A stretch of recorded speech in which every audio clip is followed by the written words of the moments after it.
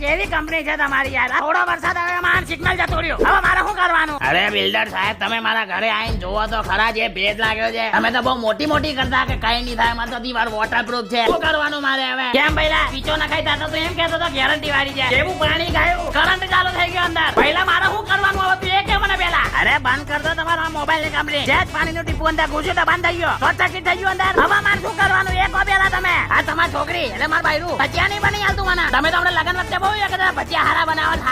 અરે બનાવે તો ખબર પડે ને કેવા બનાવે છે. હવે તમે જ કહો મારે શું કરવાનું? અરે નીતિનભાઈ ગડકરે, અરે આમ તો બહુ મોટી મોટી રોડ ની વાતો કરો છો. આ શું છે? પેલા અહીંનો રોડ હરખો કરાવો યાર તમે, અને જલ્દી કરાવો, બાકી અમારે શું કરવાનું અહીંયા? જેમ તમે જોઈ શકો છો કે અહીંયા અમારા એરિયામાં અહીંયા મેદાનમાં પાણી ભરાઈ જાય છે. વરસાદનું એક ટીપું પડે એવું તરત પાણી ભરાઈ જાય છે. તો એના કારણે ડેન્ગ્યુ, મલેરિયા, કોવિડ-19 જેવી બીમારીઓ થઈ શકે છે. તો સરકારને મારી અપીલ છે કે આનું કઈક નિકાલ લાવો. અમારા છોકરાઓ બીમાર પડે ક્યાં જશે એ લોકો? અમારે શું કરવાનું?